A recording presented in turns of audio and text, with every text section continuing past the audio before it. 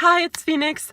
Day 2 of the beauty challenge, where I go out for an hour every day for the sole purpose of socializing, experiencing myself and everyone else as infinitely and uniquely beautiful. And I'm on cloud 9 right now. Yesterday, I was kind of sad when I made the video, even though it had been a success, because I was looking at my face in the camera and just not liking my face. But today I was looking at some photos of myself where I really didn't like my face and the lines on my face and everything. And I just sat with it long enough where I was like, you know what? My face isn't so bad. I can learn to like my face, especially if I expose myself every day and I see myself, I'm going to get used to it and I'm going to get over it. So I'm really happy about that. Today, once again, I felt really great about smiling at people and just walking around, being happy, and just having that energy, sustained for a whole hour. It's really powerful to do that every day, to have that focus. Before I went out this time, I forgot to get the exact words of my beauty vision statement, but I did, as I was driving, kind of say, affirming my vision, which was really helpful. And I mentally rehearsed very briefly what I would do to improve the situations that yesterday were unsatisfying. And I did really well. I made eye contact with one of two young men who was sitting on a bench, and they said hi to me. So it was like, wow, that was really easy. They left, they were about to leave. So that was a short conversation. But I also talked to the same homeless man I talked to yesterday. And it was great to already be like, oh, I know people here. I see old friends, on day 2. And what I really loved is I got out of that conversation faster, because yesterday I kind of felt like the energy was starting to wane and I just stuck around. And today I met him and a friend of his, and I was just like, I'm ready to go.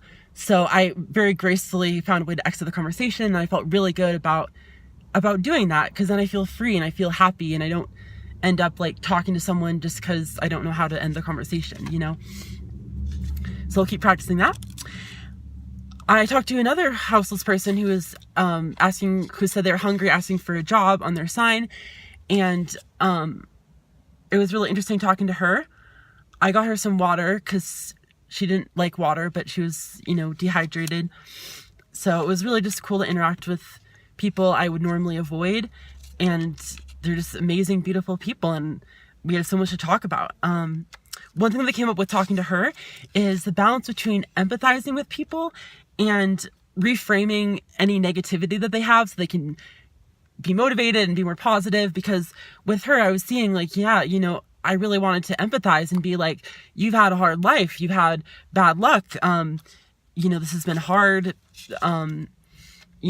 There's real challenges here. But I also would like to be able to reframe all the excuses and all the reasons for, oh, well, that's too hard and I can't do this. And, so I want to practice that for next time. How to be very empathetic, but also very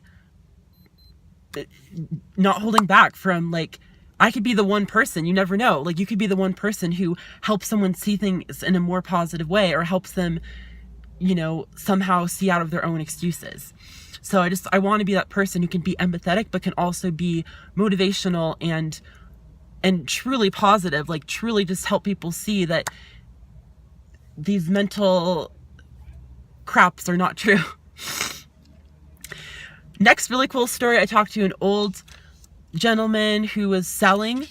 The last vendor left at a market that had ended. He was just taking inventory, and I talked with him, and he asked me if I was married or single. So he was actually expressing interest in me, and I wasn't interested, but I told him I was transgender because he was asking that, and I was like, oh, dating is complicated for me. And so I kind of explained why. And then he was like, oh, I've been with transgender people.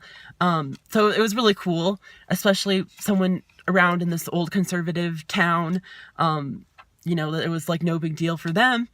So that was cool. And last thing of the day was I was walking by all happy, and I just said hi to someone sitting on a bench who I actually found to be an well, I mean, everyone's attractive, but like a young man who I would potentially be sexually attracted to. And that was another great conversation. Wow, I was just so fluid and fluent, just being able to talk about myself and listen to him. And I gave him my Facebook name, so we'll see if we're still connected.